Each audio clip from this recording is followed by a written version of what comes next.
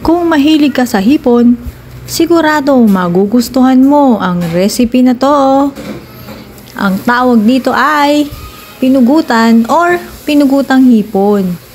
Bakit ganun ang tawag? Kasi pinugot yung ulo.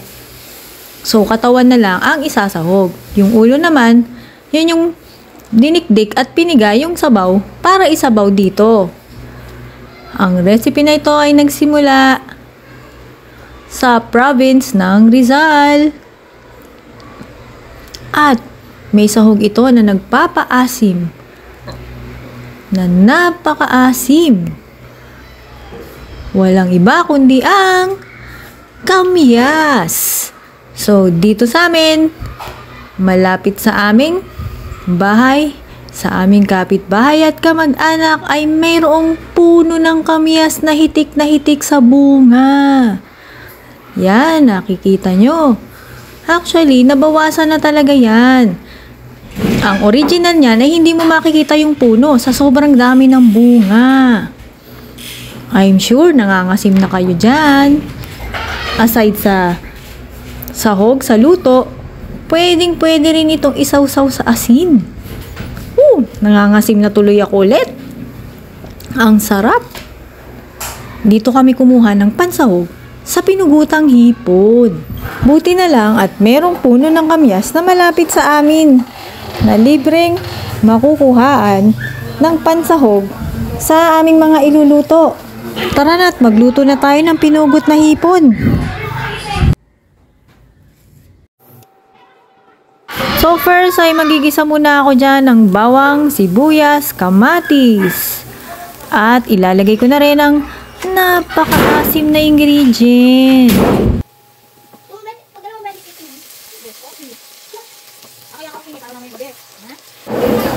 So ito na ang pinakamaasim na sahog. Ang kamyas. So dito naglagay ako ng maraming kamyas.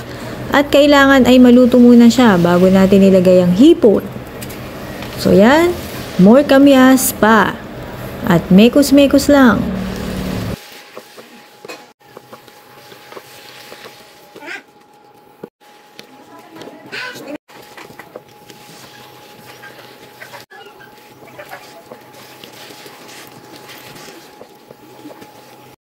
After doing a lot of mekos-mekos at naluto na ang kamyas, ay nilagay ko na ang hipon.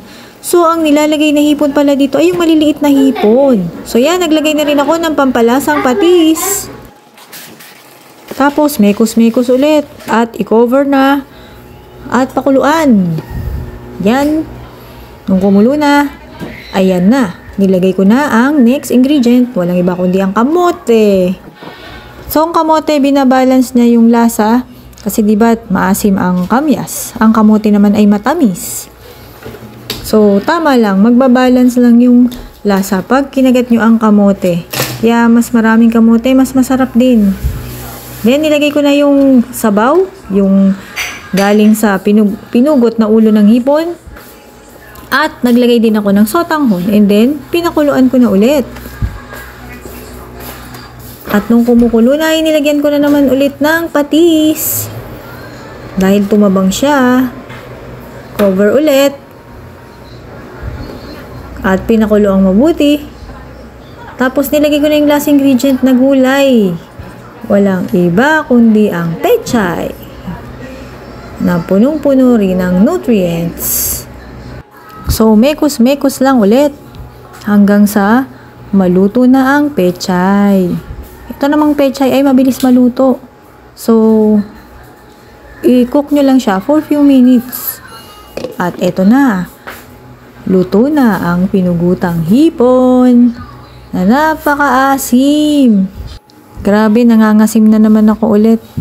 Ang recipe na ito ay rich in vitamin C and other nutrients. At magluto na rin kayo ng pinugutang hipon. Mekos-mekos lang at makakaluto na kayo ng napakasarap na recipe na to. Para sa akin, itong pinugutang hipon ay isa na rin sa comfort food nating mga Pinoy. Kasi pag higop mo ng sabaw na maasim-asim na parang sinigang, syempre, parang marirelax ka at marirelieve ang iyong mga stress. Kaya i-try nyo na rin magluto nito at pag natikman nyo, ay hindi kayo magsisisi. Yummy!